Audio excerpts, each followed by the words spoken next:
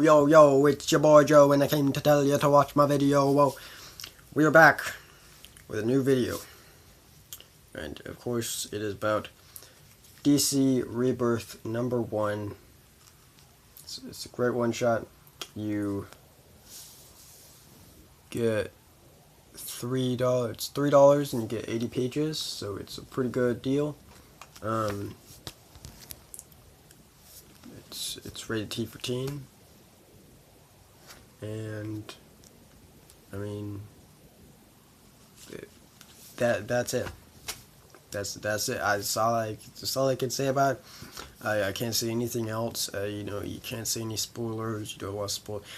We're gonna spoil everything, okay? If you haven't read it, then go out and buy it and read it, and then come back and see my opinions on it. So before we do that, I want to go through all the artists. All the cool artists. So all of them contribute in this book. So that's really cool. You get a ton of different art. I like when they do that. So let's get right into it. So the story is basically that 10 years have been stolen from the DC universe, and so a lot of stuff has been forgotten and stuff.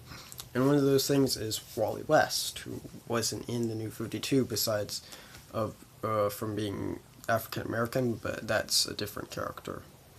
So basically, we follow him as he tries to get back into the world and being remembered and becoming reality. So he travels around to all these different places. The first one he goes to is Batman. As you can see here, we're going to show just random pages randomly, not the whole thing, so don't spoil it.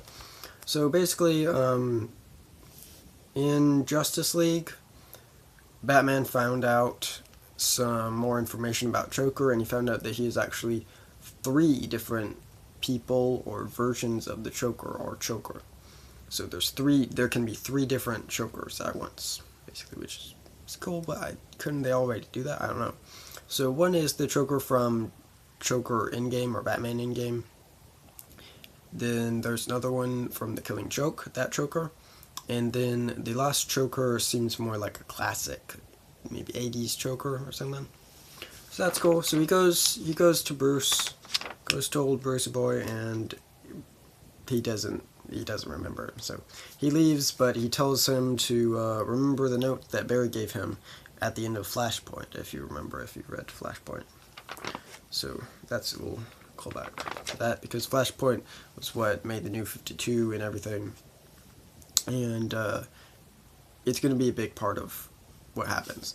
As you can see right here, there's, of course, it basically looks like the cover to one issue of Flashpoint, if not the whole Flashpoint. I think it's the cover to Flashpoint if you have it in its graphic novel form.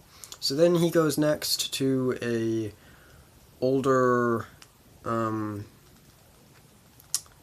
person from the Justice Society of America, they were kind of like the original Justice League back in like the 40s or something. But then when they had the Justice League, they made it make sense by making them older and stuff. So I think that it does make sense with this too, that the dude would be older. So that's cool. But I haven't read a lot of stuff with the Justice Society of America, so I'm not sure who he is. But I think he's like Thunderman or something. Captain Thunderbolt, I don't know. Anyway, so he doesn't really remember him, but he tells him something. Then we go to the next person. So the next person is who I believe to be Saturn Girl from the Legion of Superheroes. So the Legion of Superheroes haven't been in DC for a while. It seems like they're going to be back, as you can see from right here. That's a Legion ring that they've confiscated. She's been captured by somebody, but not like evil people, more like government people. So hopefully we see them back. So then we go to a student of Professor Ray Palmer, who we haven't seen in the New 52 either. Like, we did see the Legion of Superheroes, but they weren't there that much. And we did not see Wally West either in his original form of white with red hair. So this his student finds this video of Ray Palmer. Ray Palmer is back, and Ray Palmer wants him to find him in this microscopic world. So that it's basically, the issue starts a bunch of stories, and then you go into the one, like, let's say Rebirth Adam. I don't know if they have that, but it would make sense if they had something like that, so you could follow the story along and see where it goes.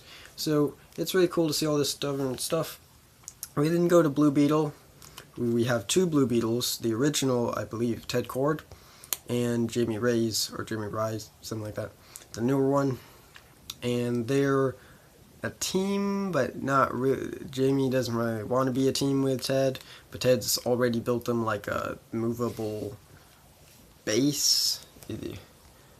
Yeah, a little overboard, Ted. Come on. Then after Jamie's like, I'm late for school, and he actually does say that. You want to see? You want to see? Okay, I'll show you one more time. There we go. You believe me now? Okay. So then Dr. Fate comes in and confirms some kind of. He basically says that instead of like they've been saying recently that the Blue Beetle scarab on Jamie's back is alien technology, it is actually more magic technology in it, which is more like the original. So getting back to the legacy and the older type of stuff is basically a bit of what this issue is doing, and this is one of those things that they do. Other stuff that happens, Damien turns 13. That's going to reflect right into the Teen Titans book, where he joins the Teen Titans, of course, because he becomes a teen. It makes sense. Then you have foreshadowing for the Green Lanterns book. It's not Green Lantern, it's Green Lanterns. It's slightly different, but only slightly. So Power Ring, who was with the Crime Syndicate of Earth 3 from the New 52, the New 52 versions that were in Forever Evil. She is basically the only good person, but her ring was basically kind of controlling her and making her do bad stuff. So it seems like she's lost the ring, and she's gotten a full-on Green Lantern ring. She's now a Green Lantern, so that's cool. Excited for that. We also have a character from, I believe, Brightest Day, who is, his name is Jackson, and I believe he's the son of Black Manta, and he's Aqualad or something like that. So it's cool to see him too. We have a death, the death of Pandora, who was a big part in the New 52 in certain books. You might not know her if you didn't follow certain books, but like the Justice League and stuff, she was a big part of that. So she dies. So yeah, that's kind of, man. So then he goes to, and you see that Darkseid becomes baby Darkseid. Darkseid died in Justice League, but now he's come back. He's like a new person, but not really. He's just like a baby. So that's cool. Baby Darkseid. Sounds cool. Sounds cute, actually. No, really. So then he goes to where you see some sad stuff happening, and that is the death of the New 52 Superman. So from now on, the Superman from before Flashpoint is going to take over for him, because he was there too on the same Earth, but he was not being Superman, so he's going to step up and be Superman again and help save people and stuff. So we get into some more stuff that in the New 52, also something that wasn't there from before that people really wanted was relationships, and one of those was Green Arrow and Black Canary. So you see Green Arrow and Black Canary there, and it's pretty cool. It's pretty cool. I gotta say, it's pretty cool. Them getting back together. It's not something that I was really super mad about, but I'm cool with it being back, you know. Then we see Superman and Lois, and he meets some random dude, but I'm not really sure what that means. Go read Superman, or yeah, I think it's Superman, just Superman. Then the bigger thing, we have Aquaman propose to Mera. They're going to get married like they were. There we go. I don't like cussing, but I'll bleep myself. So anyway, you have them. So then Wally tries to get remembered by another person. He's just kind of been floating around, and you see all this different stuff. But now he tries to get remembered again by his wife, Linda Park. Unfortunately, Linda doesn't recognize him or remember him. And so he has to keep going. So then we see brief glimpses of some new Batman type characters, Constantine and Swamp Thing in a little panel, and then you see Captain Boomerang, Cyborg, and Grayson right there. So that's pretty cool. Then he goes and sees the other Wally, the African American version of Wally, the New 52 version, which a lot of people were mad that they didn't have the older version. It was kind of like a different character even. So it is basically, they made a way for both of them to be in, and basically they're both Wally. They're both cousins or whatever. So I don't think that's a bad decision to make. I think it's good. Keep both. Cool. So then he goes to, oh man, I hope I've not been saying his name wrong. Basically, Wally, I hope I've not been saying Barry, but he goes to Barry, who is the other Flash, and the Flash that you might know because you watched the TV show, The Flash. But Wally was actually the Flash for like 20 years or something, so he has pretty big fans that want him back. So he goes to Barry, and Barry remembers him, and so he becomes reality basically again, and he's totally like real, and I don't really know how to say it, but anyway, he gets back, and there we go. He's out of this. I don't think it's the Speed Force, but it's out of something. So that's pretty cool.